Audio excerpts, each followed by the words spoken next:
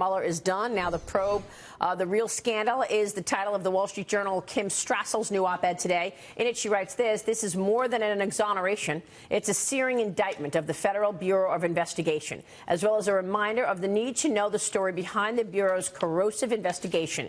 Joining us right now for reaction is former Whitewater independent counsel, former federal prosecutor himself, and Thompson and Knight partner, Robert Ray. Robert, good to see you. Good morning. Does it appear to you, as a former federal prosecutor, laws were broken in terms of launching an investigation into the Trump campaign based on no predicate?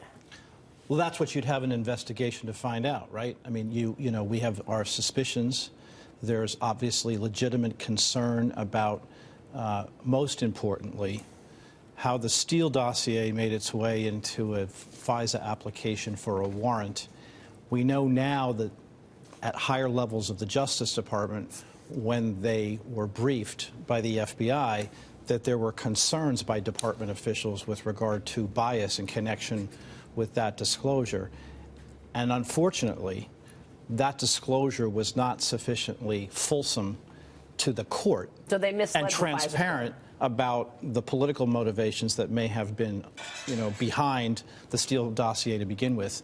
I know that's a lot of words, but that's a long way of saying that's a problem, yeah, and that's worthy of investigation. Now, the problem with Lindsey Graham says he's going to have all of the people who signed off on the FISA warrants, because they did it 4 times. They did 3 renewals. He wants them to get testified. I think he's right about that. You've called for it for quite some time. I do think that warrants investigation. Now, in the political context that we're in, I think Republicans have to be careful about it appearing as being political payback for the end of the Mueller investigation.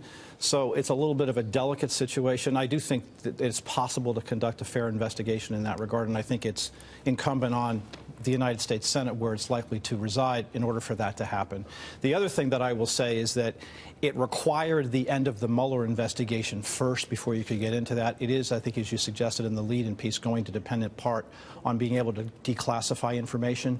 The president was prepared to do that, but he was cautioned, as I understand it, and warned by Deputy Attorney General Rod Rosenstein that if he did so, that would be perceived as an effort possibly to obstruct justice in connection with the ongoing Mueller investigation. So another long way of saying the Mueller investigation had to end first. Now the president can, if he chooses, declassify that information, and he can do so without being concerned about how that might be perceived in terms of affecting an ongoing investigation. Understood. Understood. If the Senate decides to go down that route and simultaneously the House goes down trying to sort out the issues on both sides of this obstruction element of the report. Will anybody declare unilateral disarmament? I don't know. Yeah. I don't know. Well, speaking of that, and we're also going to be, not the least of which, we're going to be in the middle of a presidential campaign. We already are, right? Yeah, and by the way, John Huber is apparently redirected now from William Barr, and he's focused only on the FISA abuse. Listen to what John Ratcliffe, the congressman, told us earlier in the last hour. Where's John Huber? I don't know. I do know that Bill Barr has reoriented John Huber based on the work that he had been doing during the Sessions Department of Justice. My sources tell me that Bill Barr has spent some time with John Huber and redirected him on the FISA abuse issues, which are very real. Again, how was a fake, phony dossier that was unverified verified to the FISA court? Exactly what you just said, Robert. Right. Yeah. And I think the other remaining thing, of course, is, we have this question about other investigations, one of which is in the Southern District of New York. I think you should look to see some efforts by Main Justice in Washington, out of Bill Barr's office, to rein in and control that investigation. All the Democrats who sort of seem to think that the Southern District of New York is some independent entity outside of the normal functioning of the Department of Justice, I think are going to be for a very rude awakening.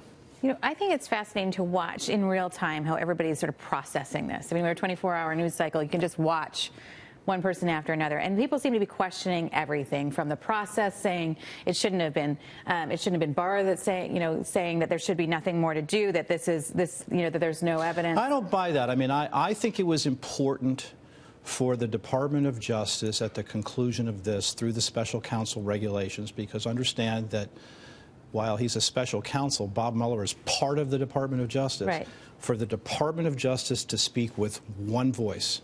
And that's for the Chief Law Enforcement Officer of the United States to make that call, because investigating and making a determination about whether to prosecute a president for obstruction of justice, shall we say, to say the least, presents unique problems. Yeah. But they're trying to poke holes in it, particularly people, media analysts and media anchors, because they sold a sack of lies to the American people. For 2 years. They spun a tale of a president who wasn't duly elected, who stole the presidency. Well, you know, desperation has sunk in when the opposition's big card to play last night, and it started. I mean, they accused the Attorney General, I was on another network, of everything from being venal, suspicious, clever, adroit, devious, and that it was rigged and biased. Yeah, but you know, when you hear that he got it right. But here, can I just point something out? Bill Barr,